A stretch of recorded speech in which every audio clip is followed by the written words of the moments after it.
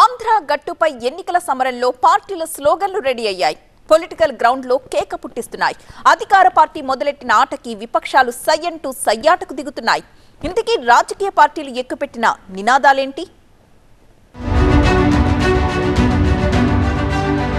ఏపీలో పొలిటికల్ పార్టీల స్లోగన్లు సిద్ధమయ్యాయి. అవన్నీ ఇంచుమించు సిద్ధం పేరుతోనే రెడీ అయ్యాయి. ముందుగా సీఎం జగన్ ప్రచార సభకు సిద్ధం పేరును ఖరారు చేశారు. సిద్ధం ఫ్లెక్సీలను సీఎం జగన్ ఫోటోతో సినిమా పోస్టర్లు చిన్నబోయేలా ఏర్పాటు చేశారు.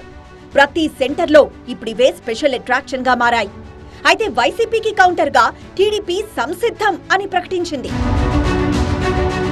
గతంలో ఇదేం కర్మ రాష్ట్రానికి, ప్రస్తుతం రా కదలిరా పేరుతో సభలు నిర్వహిస్తోంది టీడీపీ.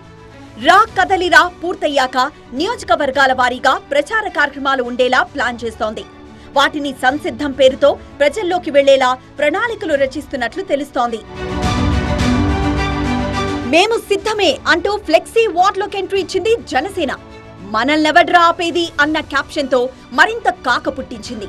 అలాగే వంగవీటి రంగా ఫోటోను కూడా ఫ్లెక్సీలో యాడ్ చేసింది. వైసీపీ సిద్ధం పోస్టర్లు ఎక్కడుంటే అక్కడ పోస్టర్లు ఏర్పాటు చేశారు.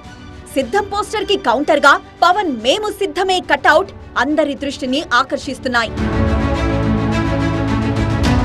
రీసెంట్ గా ఆవిర్భవించిన జై భారత్ పార్టీ కూడా మేము సైతం అంటూ ముందుకొచ్చింది. పగల కోసం వారు, ప్రజల కోసం మేము సిద్ధం అని ప్రకటించారు జేడీ లక్ష్మీనారాయణ. పేరు కాస్త అటు ఇటు అయినా సిద్ధం పేరుతో యుద్ధానికి రెడీ అయ్యారందరూ. అయితే సిద్ధం పేరుతో వస్తున్న వాళ్ళందరిపై సెటారికల్ గా విమర్శలు సంధించారు మంత్రి అంబటి రాంబాబు. మేము ఎన్నికలకు సిద్ధం, సర్వం సిద్ధం చేసుకున్నాం, మా 175 మంది అభ్యర్థులు సిద్ధం, 25 మంది పార్లమెంటు సభ్యులు సిద్ధం, మేము సిద్ధంగా ఉన్నాము, ప్రజలకు మేలు చేశాము, రాబోయే ఎన్నికలకు అడుగులు వేస్తున్నాము, మేము సిద్ధంగా ఉన్నాము అని చెబుతుంటే చంద్రబాబు నాయుడు గారు అంటున్నాడు సిద్ధమని. చంద్రబాబు నాయుడు గారే కాదు,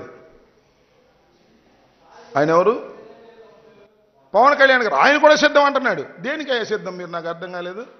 మీ ఇద్దరు కలిసి కూర్చుని మాట్లాడుకుని సీట్లే అనౌన్స్ చేయలేనటువంటి దౌర్భాగ్యమైన పరిస్థితిలో ఉన్నారో, డ్రామా ఆడుతున్నారో తెలియదు. సిటీ సెంటర్లోనే కాదు, సోషల్ మీడియాలోనూ సిద్ధం పోస్టర్లు హీట్ పుట్టిస్తున్నాయి. ప్రచారం మాత్రమే విజయాలను అందించదు, కానీ రేసులో మేమున్నామని సంకేతాలను బలంగా పంపించగలుగుతాయి.